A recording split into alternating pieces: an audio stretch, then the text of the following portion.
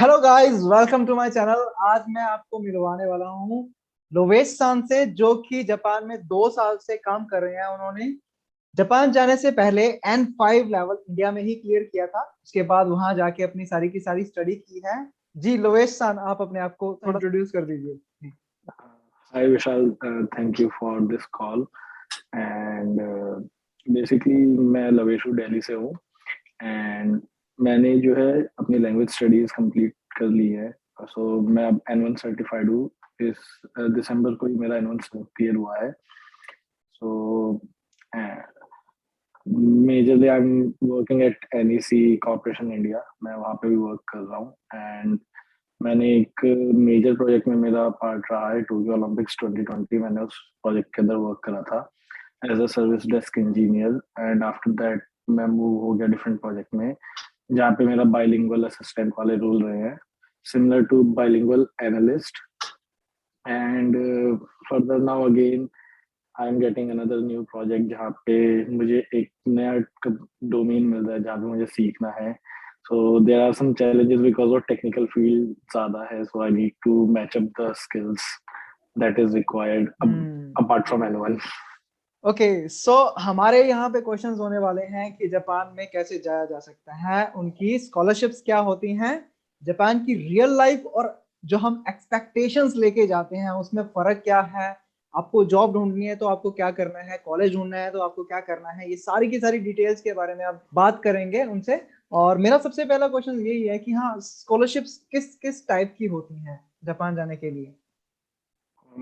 Basically अगर मैं बोलूँ तो इंडिया के अंदर हमें जो नॉन स्कॉलरशिप्स होती हैं वो मेजरली मैक्स्ड होती है हमारे लिए, which is one of the biggest scholarship, because उसी के अंदर आपको अच्छा स्टाइपेंड मिलता है, सारी चीज़ें मिलती हैं। And there are some other scholarships, for example JNU से भी हमें स्कॉलरशिप्स मिलती है। आप अगर वहाँ पे स्टडीज करते हैं प्रॉपरली, आप बैचलर्स एंड मास्टर्स करते हैं, तो वहाँ से भी आपको स्कॉलरशिप मिलती है जापान में जाने के लिए। इसी वे में जब हम जापान के अंदर आते हैं तो काफ़ी सारी स्कॉलरशिप्स होती हैं जो कि हमारे वीज़ा की डिपेंडेंसी पे भी डिपेंड करती हैं। इफ इफ आई से कि हम स्टूडेंट वीज़ा है, तो स्टूडेंट वीज़ा के अंदर भी हम जब जापान आते हैं तो there is an government organization which is known as Hello Work. So आप वहाँ जाके आप कंसल्ट कर सकते हैं कि if I am on this visa what are the scholarships that I can get. And आपको अलग अलग कॉलेजेस में अप्लाई करना पड़ता है इन सब चीज़ों के लिए। So that is the basic requirement कि आपको खुद से R&D करना पड़ेगा for the different types of scholarship. अगर आप नहीं करेंगे तो मे बी आप अवेयर नहीं रहेंगे स्कॉलरशिप्स के लिए। एंड ओके, सो जो कॉलेज सर्च करना है वो कैसे कर सकते हैं, सिंपलेस्ट वे क्या है? To be very frank, simplest way होता है यहाँ पे आपके अलग अलग सेशंस होते हैं, सेमिनार्स होते हैं जहाँ पे कॉलेजेस आते हैं। सो आपको उन सेमिनार्स में आप जाएंगे तो आपको पता लगेगा कि कॉलेज की एक्सेप्टेंस क्या है, क्या क्या वहाँ पे ऑफर होता है, क्या चीज़ें हैं। वहाँ से आपको कुछ स्कॉलरशिप्स की एक आइडिया वहाँ से भी मिल सकता है। And there is another way कि आप एज आई सेड कि हेलो वर्क तो है ही, आप वहाँ जाइए। तो ये दो बेसिकली मेजर वे आउट हैं जो आप यूज कर सकते हैं, because seminar is very common in Japan and it is very common tradition. जो जैपनीज लोग हैं वो भी ये चीज सेम पैटर्न फॉलो करते हैं। एंड देयर आर सेमिनार्स जो जॉब के लिए भी होते हैं, so they are known as job fair. Okay. So job fair पे ही आप मतलब जाओगे तो आपको ज्यादा एक अच्छा नॉलेज मिलेगा कि क्या क्या स्कॉलरशिप्स हैं। और अगर कोई जस्ट ऐसे घर पे बैठा हूँ मैं, मुझे पता नहीं है कि सेमिनार्स क्या कहाँ कहाँ पे हो रहे हैं, तो उनको पता करने के लिए कोई वेबसाइट है या फिर कहाँ पे पता चलेगा कि सेमिनार्स हो रहे हैं? आई बिलीव आप हेलो वर्क की साइट को चेक करेंगे तो वहाँ पे वेबिनार्स की डिटेल्स हो सकती हैं, because for this Covid pandemic everything went online. So काफ़ी सेमिनार्स जो है वो कैंसिल भी हुए हैं एंड आई गेस कुछ सेमिनार्स ऐसे रहे हैं जो ऑनलाइन ही कंडक्ट करे गए थे, तो उनके अंदर कुछ लिमिटेशन रहती है। ओके, सो आपने बोला hello Work. So hello work के बारे में मैंने जितना सुना है कि अगर आप जापान में हो और आप जॉब ढूंढना चाहते हो, उसके लिए आपको ये हेल्प करता है। और अभी आपसे पता चला है कि हाँ, स्कॉलरशिप्स का और भी काफी सारी चीजें हैं जिसके बारे में आपको डिटेल्स में पता चल सकता है। सो आप हेलो वर्क की वेबसाइट सबसे पहले इसको विजिट करना। एंड दूसरा, अगर आप गूगल से कुछ ढूंढना चाहते हो, जैसे कॉलेजेस को ढूंढना है, तो क्या गूगल से भी हम ढूंढ सकते हैं क्या उसको? यस, इट इज पॉसिबल कि हम कॉलेजेस सर्च कर सके। देखिए, जो मेजर चैलेंज आता है हमारे लिए, वो मेजरली यही आता है कि जब हम सर्च कर रहे होते हैं तो कुछ पेजेस होते हैं जो गूगल अपने एंड से ट्रांसलेट कर देता है pages, Japanese to English, but still उसमें एक चैलेंज ये है कि कुछ पेजेस ऐसे होते हैं जो वो ट्रांसलेट नहीं होते हैं, तो उस पार्ट पे जाके हम लोग हमारे एंड से वो एक गिव अप हो जाता है कि हम ढूंढना नहीं चाहते हैं चीजें। तो वो एक मेजर पार्ट है जो आई थिंक इम्पॉर्टेंट है। अगर आपको एक्चुअल में सर्च करने हैं कॉलेजेस तो आपको सही से करना होगा।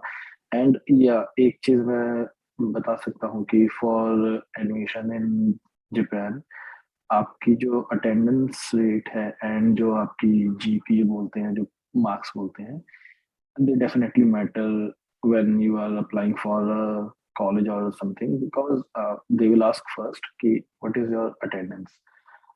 The reason is Japan जो है, it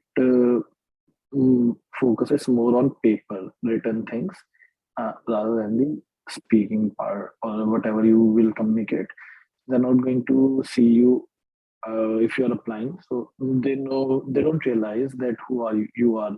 So based on your attendance and your marks, they will recognize you. Okay, this is the candidate, and now we will contact them person.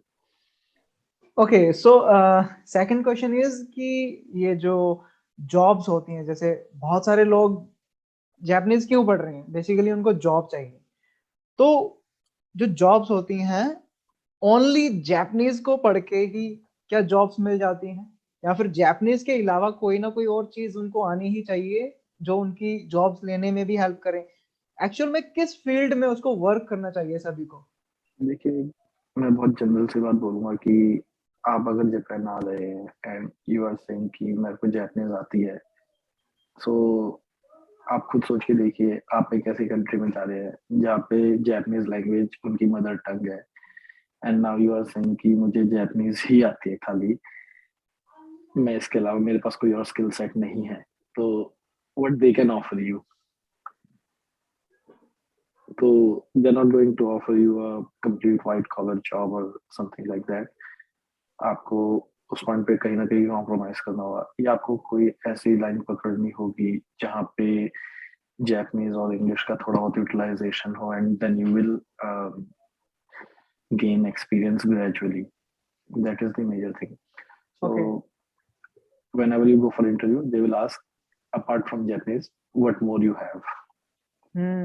Okay, मतलब only Japanese से काम नहीं चलने वाला, आपको कोई और चीज सीखनी होगी, कोई ना कोई आपके पास स्किल जरूर होना चाहिए, ताकि आप Yes, वहां पे जाके कोई ना कोई काम करो और उनकी हेल्प कर पाओ।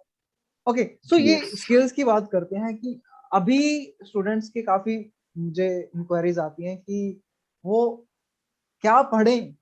पहली बात, क्या पढ़ें, वो क्या स्टडी करें, किस चीज में ग्रेजुएशन करें कि उनको जॉब मिल जाए जापान में? ऐसा कुछ बता सकते हो क्या आप? Um, देखो, वैसे तो usually Japan is a tech hub. Everyone knows कि जापान टेक्नोलॉजी के लिए फेमस है, एंड यहाँ पे अगर आपको आईटी से रिलेटेड चीजें आती हैं then you can easily survive. एक जो चीज अब रिसेंटली और एक साथ साथ निकल के आ रही है, that is data analyst and data scientist. आपने शायद सुना भी होगा ये, हम्म। नॉट इन जापान बट और कंट्रीज में भी। रीजन भी कि डेटा जो है वो बहुत ज्यादा अब काफी ज्यादा नंबर्स में अवेलेबल होता है, एंड बेस्ड ऑन दैट आपको उसके अकॉर्डिंग एक्ट करना है। तो it's the duty of the analyst or the data scientist to understand the data and give the outcome or the result from that data. So that is also one of the field that a person can choose. Another field a person can choose is the management experience. If you have a good language, and definitely it will require some technical knowledge as well, because you cannot go for without technicality, or some background is required for that position. And managerial position cannot be offered at 1 year experience or 2 year experience. It will require at least 3 to 4 year experience. Reason भी कि आपको वो उस organisation के बारे में पता होना चाहिए कि कैसे आपका क्या काम होता है, and there are some certifications as well. And I think the basic thing that everyone must know is like some at least Office 365 should be the basic thing, I would say, like Excel आपको use करना आना चाहिए, Microsoft Teams, Outlook, ये basic चीजें हैं जो कि आपको मोस्ट ऑफ द ऑर्गेनाइजेशन में आपको यूज करने को मिलेगी. I'm not talking about let's say Amazon, or you can say Google, because they have their own platform and they have their own things. But the rest of that majorly use these two technologies, two three technologies. तो आपको इनको usage आपको करना आना चाहिए, या अगर कभी कोई ट्रबल शूटिंग करनी हो तो these are the things. Or you can go for service desk engineer jobs are also there. And yeah, one another option you can go for job is like hacking job. So hacking company में आप जाके interview देते हैं तो they definitely offer you, अगर आपके पास skills कम है, आपको लगता है कि स्किल्स नहीं है, तो you can try that one, जिससे आपको थोड़ा सा एक एक्सपीरियंस आ जाए एंड आपको एक एक्सपोजर मिल सके. तो आप अगर एक्सपोजर मिलेगा तो आप कहीं और वर्क कर पाएंगे. तो वो एक आप एज अ मेथड यूज कर सकते हैं अपने स्किल्स ब्रश अप करने के लिए. एंड या बेसिकली आईटी अगर आप करते हैं तो it is well and good, be it C plus plus, be it C hash hash और पाइथन, एटलीस्ट एक से दो लैंग्वेज आपको आनी चाहिए. अगर आपको नेटवर्किंग आती है that is also good thing. अगर आप जावा में डेवलपर अच्छे हैं, वेब डेवलपर है, that is also good thing. Android developer, full stack developer. So IT से रिलेटेड अगर आप हो तो आपका काफी अच्छा स्कोप बन सकता है, आप एक अच्छा करियर बना सकते हैं. But it has to be इतना कि आप अपनी जो नॉलेज है वो जस्टिफाई कर सके उनके आगे. ऐसा ना हो कि उन्होंने राइट. आपसे कुछ पूछा और आप कुछ बता ही ना पाए. ओके, सो अभी नेक्स्ट क्वेश्चन इज कि जब आप जापान में होते हो तो इंटरव्यू का कैसे प्रोसीजर होता है, किस तरीके से इंटरव्यू होती हैं, आपको कैसे कैसे अप्लाई करना होता है, एक इंटरव्यू के लिए मैक्सिमम कितना टाइम लगता है? ऐसा नहीं है कि इंडिया की तरह आपको 5-6 दिन में ही इंटरव्यू का एक बता देते हैं रिजल्ट, 10 डेज के अंदर अंदर आपको रिजल्ट भी आ जाता है. तो हम पूछेंगे लोवेश सर से कि हाँ, इंटरव्यू के बारे में थोड़ा सा गाइड करिए कि वहाँ का कल्चर क्या है, वहाँ पे कैसे इंटरव्यूज वगैरह होते देखिए, जो इंटरव्यू का कल्चर है it is completely different from what we have seen in India. Usually India में जैसा आपने बोला कि विद इन 1 वीक और 10 डेज आपको पता लग जाता है कि आपका सिलेक्शन हुआ है या नहीं, सारे आपके राउंड्स कंप्लीट हो जाते हैं. In Japan it's completely opposite. यहाँ आपका ऐसे होता है कि फर्स्ट ऑफ ऑल आपको एक बार चेक करना होगा कि कंपनी की रिक्वायरमेंट्स क्या है. अगर आपकी कंपनी से रिक्वायरमेंट मैच कर रही है तो ही आप अप्लाई कर सकते हैं. देन उसके बाद अगर आपकी मैच होती है देन आपको फर्स्ट उनसे डिस्कस करना होगा एंड आपको अपना दो चीजें भेजनी पड़ती हैं. फर्स्ट आपका resume in Japanese, second is शुकुमो केई देखिशो विच इज आपका वर्क एक्सपीरियंस. उसमें आपका आता है कि आपने क्या क्या आपको एक्सपीरियंस है किन किन चीजों का. Be it a fresher, be it as experience person, आपको शुकुमो केई देखिशो is a must thing in Japan, जो आपको हमेशा किसी भी इंटरव्यू के लिए अप्लाई कर रहे हो तो आपको सबमिट करने हैं पेपर में. ये दो आपके डॉक्यूमेंट आपके आते हैं. समटाइम्स जो है कंपनी आपका रेजिडेंस कार्ड की फोटो कॉपी भी आस्क कर सकती है कि please send the RC copy of your, like copy of your RC. So वो आपके आप रेजिडेंस कार्ड भी उसके साथ आप भेजते हैं. देन आप भेजेंगे, they will take almost a week, then they will respond you whether they are going to call you for an interview or not. They will take almost 1 week. तो वो आपको लेटर के थ्रू ही inform करा जाएगा और may B mail.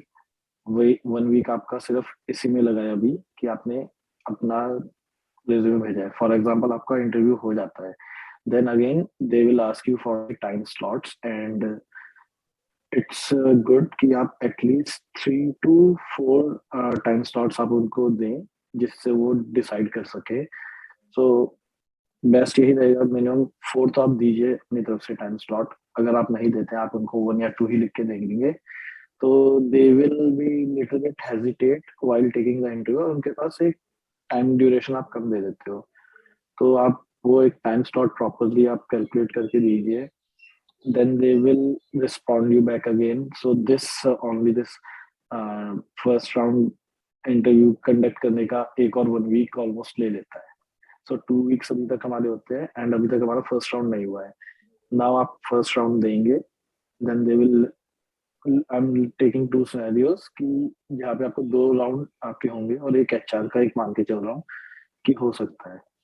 तो first round के लिए आप गए, आपने इंटरव्यू आप देंगे, आपसे कुछ क्वेश्चंस पूछेंगे and yes they will definitely ask you why Japan and why Japanese. ये एक बेसिक क्वेश्चन है, तो आपके पास एक स्ट्रॉन्ग रीजन होना चाहिए कि आपने क्यों जापानीज स्टार्ट करी है एंड आप क्यों जापान आए हो, because they are very much interested कि आपको ऐसा क्या मिला जापानीज के अंदर जो आपने स्टार्ट करी है.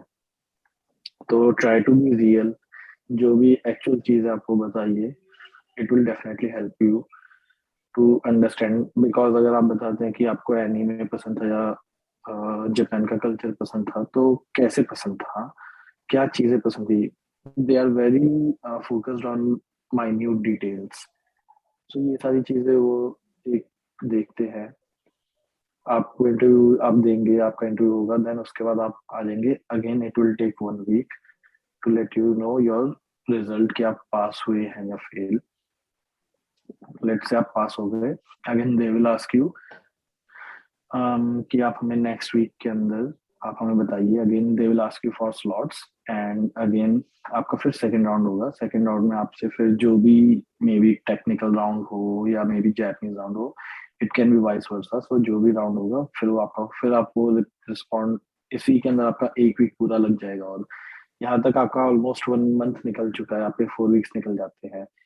देन आप दोबारा आप अपीयर करेंगे, उसके बाद आप इंटरव्यू देखेंगे, देन अगेन वो 2 वीक ऑलमोस्ट यहाँ और लग जाता है. एंड उसके बाद फिर आपको मे बी एचआर कॉल करता है. एचआर आपको कॉल करके बताता है कि आपका ये पैकेज होगा, ये तो आपका ये एक डिस्कशन पार्ट होगा which will take some around 2-3 days, जिसमें आपका डिस्कशन होगा, सारा कुछ होगा. After that they will call you for your contract. आपका जब तक आपका क्लियर ना हो जाए, डोंट थिंक कि आपकी जो है जॉब लग गई है. बिकॉज जापान के अंदर आपको कई बार ऐसा फील होगा कि यस हो गया, मेरा हो गया, बट वो चीज नहीं होती है. जब तक आपके हाथ में आपका कॉन्ट्रैक्ट रिटर्न सिग्नेचर वाला आपके हाथ में नहीं हो, डोंट थिंक कि आपकी जॉब प्रॉपरली लग गई है. तो this whole procedure will take somewhere around 2 months, 1.5 to 2 months. That is ideal duration for any job. And Japan में ऐसा नहीं है कि आपने 1 या 2 जॉब पे अप्लाई करा तो आपका हो जाएगा.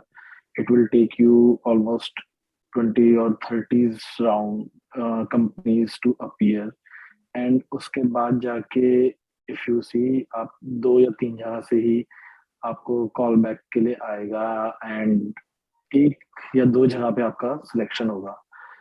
सो वी नेवर प्रिपेयर. जब हम स्टूडेंट लाइफ में यहाँ पे आते हैं तो हम कभी ऐसा प्रिपेयर नहीं करते कि हमें बिफोर टाइम सारी चीजें करनी है. And it is required, because अगर आप स्टूडेंट वीजा पे हो, आइडियली लेट से आपकी ग्रेजुएशन मार्च में है, तो बाय एंड ऑफ दिसंबर आपके हाथ में आपकी जॉब होनी चाहिए, जिससे आपका वीजा लग सके और आप जो है 1 April से स्टार्ट कर सके अपनी job. That is the main thing which is required. And दिसंबर तक आपके पास जॉब होने के लिए आपको उसके 6 महीने पहले से ही आपको चीजें सर्च करनी होंगी. सो आपको इस अकॉर्डिंग प्लान करना होगा कि अगर आप जो भी प्लान आउट कर रहे हैं, उसमें आपके हाथ में एक ऐसा सर्टिफिकेट होना चाहिए जो आप दिखा सकें लैंग्वेज का. एंड आपके पास कुछ एक्सपीरियंस ऐसा होना चाहिए जो आप शो कर सके एंड आप अपने आप को पूरा प्रिपेयर करके चलें.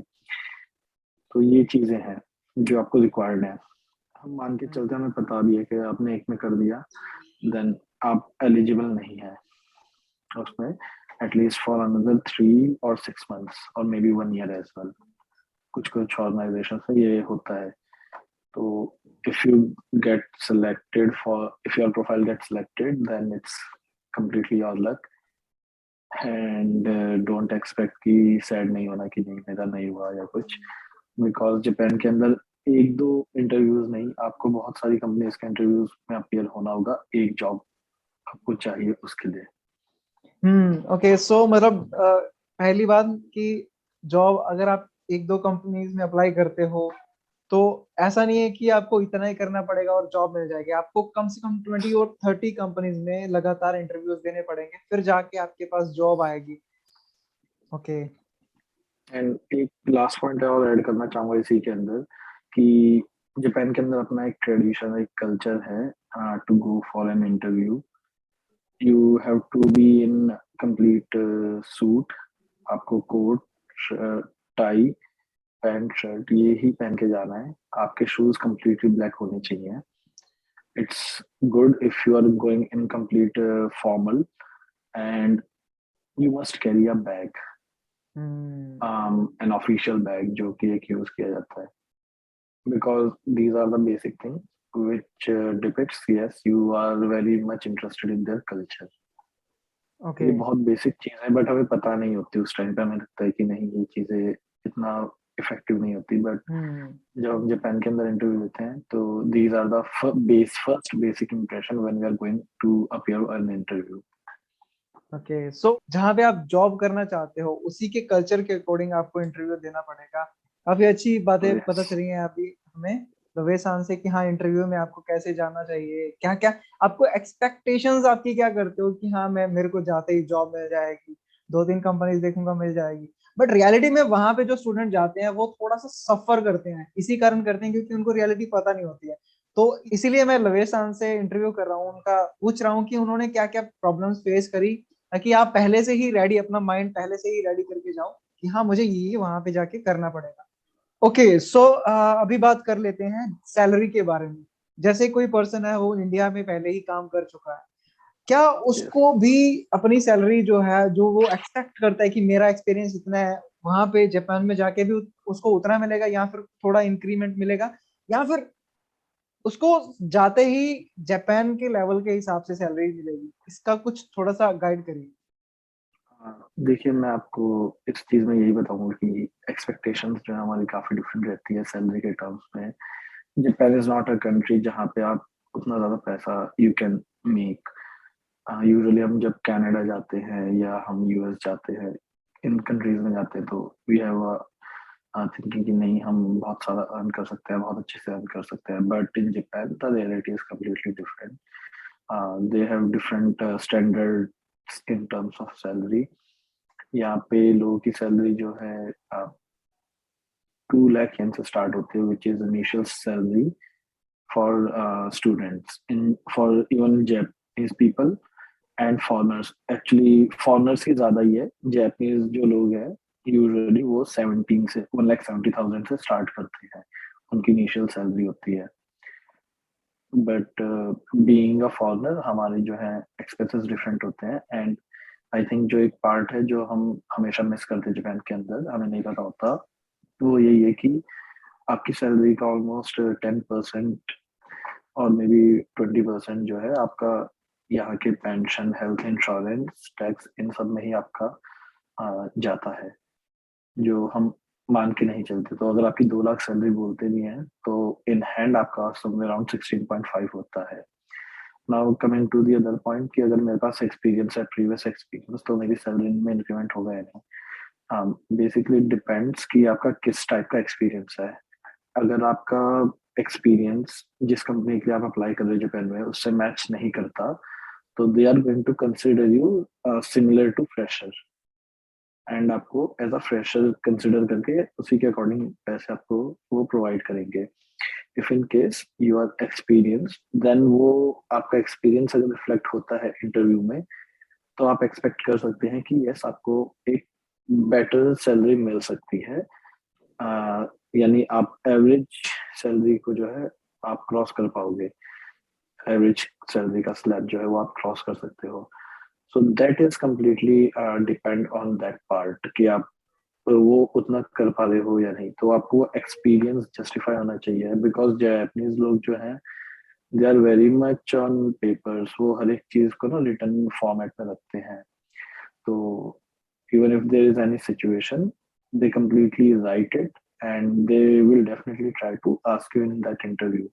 Maybe आपने वो उस टाइप की सिमिलर सिचुएशन फेस करी या नहीं, so they will be very more practical while working, तो आपको वो सारी चीजें पता होनी चाहिए. अगर आप एक्सपीरियंस पर्सन हो तो you should be aware how to tackle those questions and what are the scenarios.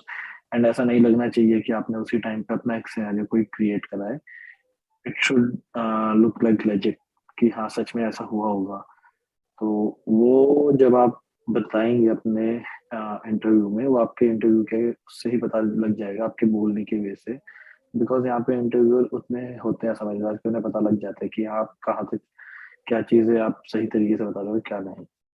तो वो चॉइस ऑफ वर्ड्स जो है ना काफी हेल्पफुल हेल्पफुल रहती है उस केस में, कि आप कैसे अपना सिचुएशंस एक्सप्लेन कर रहे ओके. सो जो आपका एक्सपीरियंस है वो दिखना भी चाहिए. हैं. राइट. उनके अकॉर्डिंग जो क्वेश्चंस होंगे वो आपसे करेंगे. अगर आप उनका आंसर दे पाते हो तो हाँ, आपको एक अच्छी सैलरी मिल सकती है. अगर आपको उस एक्सपीरियंस में जो उनको रिक्वायर्ड है कंपनी के लिए, अगर वो उनको नहीं दिखता है, तो आपको एज अ बिगिनर, एक फ्रेशर माना जाएगा वहां पे भी. और जो फ्रेशर की सैलरी होती है उसी के बराबर ही आपको मिलेगी.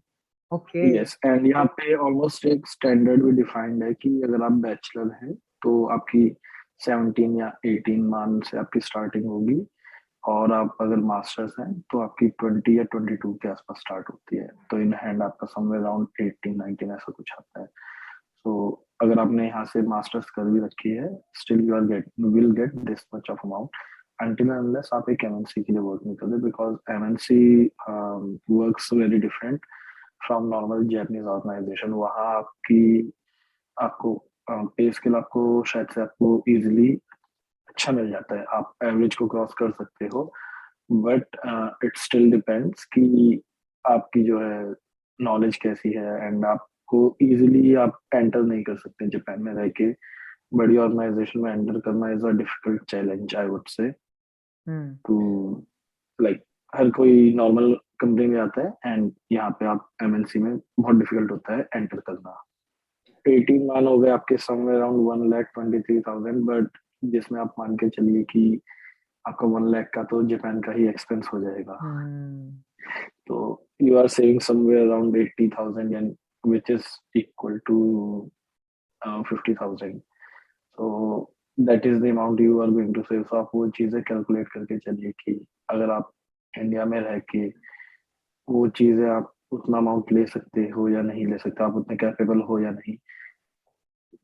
That is completely depend on skills. अगर आपके पास स्किल्स अच्छे होंगे, ज्यादा स्किल्स होंगे, तो आप एक अच्छा अमाउंट आस्क कर सकते हैं. अगर आपके पास नहीं होगा तो आप शायद आपको प्रॉब्लम हो सकती है. ओके. सो सैलरी के बारे में भी हमें काफी ज्यादा डिटेल में बात पता चली है कि हाँ, अगर आप प्रोफेशनल हो, आपको एक्सपीरियंस भी है, तो आपको कौन कौन सी चीजों का ध्यान रखना पड़ेगा. Okay. The last question is कि जापान की लाइफ है कैसी? रियलिटी में हमें वहां पे जाना चाहिए? क्या वो इंडियंस के लिए अच्छा रहेगा वहां पे जाना? आपका क्या एक्सपीरियंस रहा है? देखिए, as far as my experience I would say कि Japan is a good country. It is quite safe. मैं यहाँ पे ऑलमोस्ट 3.5 साल से यहाँ पे हूँ. एंड मुझे ऐसा फील हुआ नहीं कि मैं एक ऐसी कंट्री में हूँ जहाँ पे मैं सेफ फील नहीं करता. ऑल्दो रेसिज्म यहाँ पे भी होता है, हमें लगता है कि रेसिज्म नहीं है.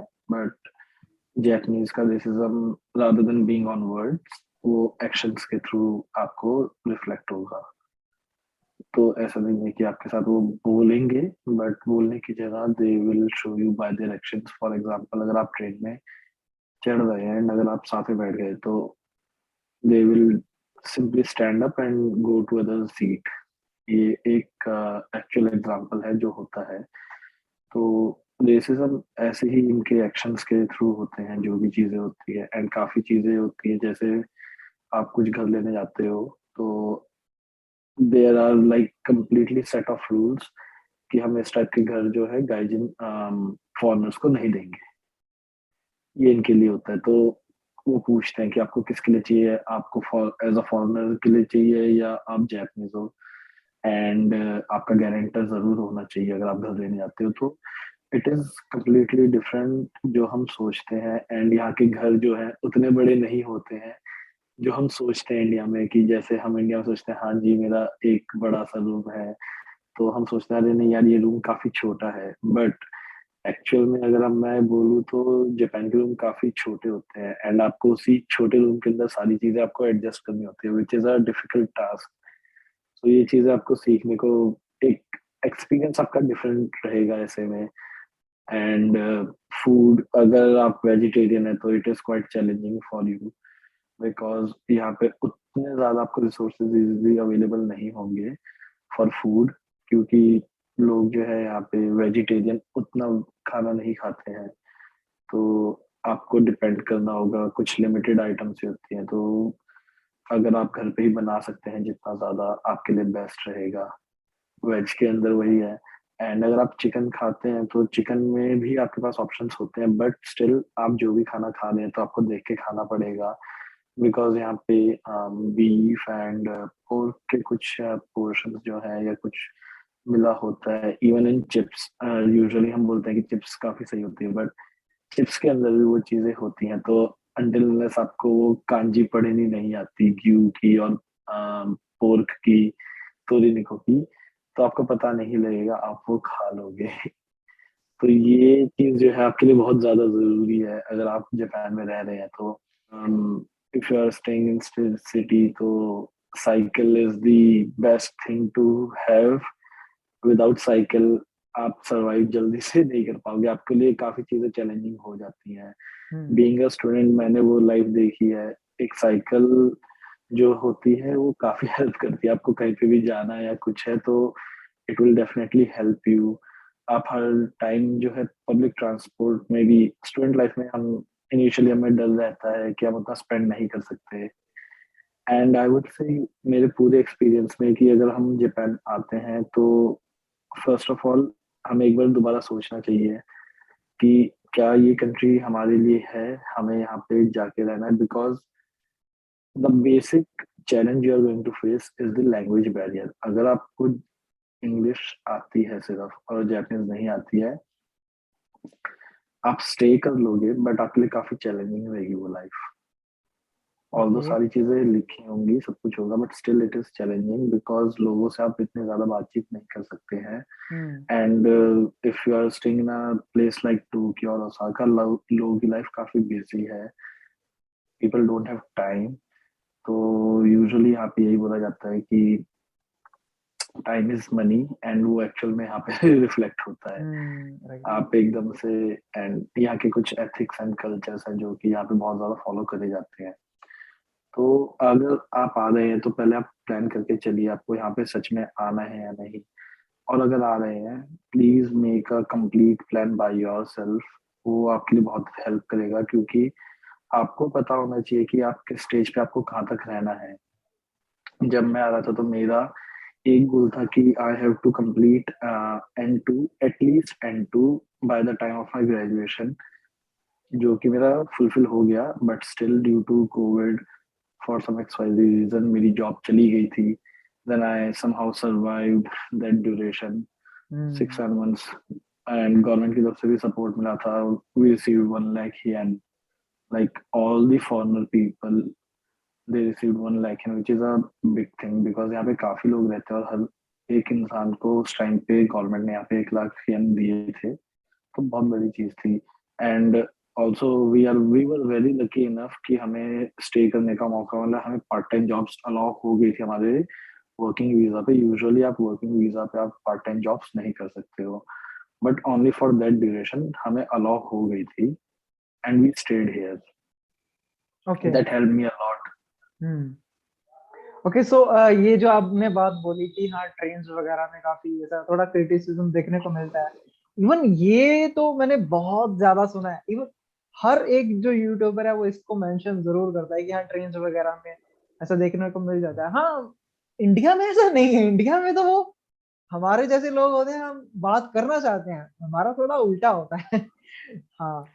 ओके। यही सो एक कल्चरल डिफरेंस है पूरा जो आपको मिलता है। But yes, on the other hand I would say कि जैसे सपोर्टिव भी काफी होते हैं। If you supportive. Ask them ना, and you don't know the way, आपको जब तक आपके, इवन कभी कभी ऐसा होगा कि आपको जहाँ जाना है वो भले ही अपोजिट साइड जा रहे हो, आपको आपकी डेस्टिनेशन छोड़ के फिर जाएंगे। तो ऐसे जापानीज लोग भी आपको जरूर मिलेंगे। ओके। तो तो ये हर एक टाइप के लोग आपको मिलेंगे जापान के अंदर, एंड इवन इंडिया सपोर्टिव के भी, अंदर भी हाँ। मिलेंगे, एंड काफी लोग हेल्प नहीं करेंगे, तो सेम चीज है। सपोर्टिव भी काफी हैं। उनके कल्चर में एक रिस्पेक्ट देना होता है, सामने वाले पर्सन को रिस्पेक्ट देना यस। होता है। तो आपको हर तरीके के लोग मिलेंगे, जैसे आपको अपने आसपास अभी देखने को मिल रहे हैं, वहां पे भी सेम ही होता है। ऐसा नहीं है कि सभी जापानीज आपको बहुत ज्यादा रिस्पेक्ट देंगे और एक ही तरीके का आपका, जैसे आपने पढ़ा है बुक्स में कि हाँ वो तो गलत नहीं होते हैं, हर जगह पे गलत भी होता है और सही भी होते हैं। ओके। और लवेश सान कैसे जापान गए थे, उन्होंने क्या क्या स्टडी करी थी, किस तरीके की जॉब्स और जॉब्स को चेंज करना, ये सारी की सारी जो उनकी लाइफ की जर्नी, वो उस जर्नी पे वीडियो बनाने वाले हैं। बहुत ही जल्द उनके चैनल पे ये वीडियो आने वाला है। उनके चैनल का नाम है डेली गाय लोवेश एंड उनका इंस्टाग्राम है शर्मा लोवेश। तो इन दोनों के लिंक्स, इंस्टाग्राम और यूट्यूब के, मैं दोनों के दोनों लिंक्स अपने डिस्क्रिप्शन में ऐड कर दूंगा। आप जरूर उनको फॉलो करिएगा और कोई भी क्वेश्चंस हो उनको कांटेक्ट करिए, इंस्टाग्राम पे मैसेज करिए, आपको जरूर उनके आंसर्स मिल जाएंगे। इवन उन्होंने मुझे बताया कि जो भी मुझे एक बार मैसेज करता है मैं उसको रिप्लाई जरूर देता हूँ, बट हाँ सभी तंग मत करने लग जाना। उनका भी टाइम एक स्ट्रिक्ट टाइमिंग होता है, तो उसकी रिस्पेक्ट करते हुए उनको मैसेज करना है। थैंक यू सो मच विशाल, इतना आपने मेरे बारे में काफी डिस्क्राइब कर दिया, thank you so much. And yes, जैसा आपने बोला है कि if anybody will message me, I will definitely respond. हाँ, मे बी हो सकता है कि थोड़ा सा डिले हो सकता है रिस्पॉन्स में, but I will definitely respond to that one, and I will try to resolve his question as much as I can.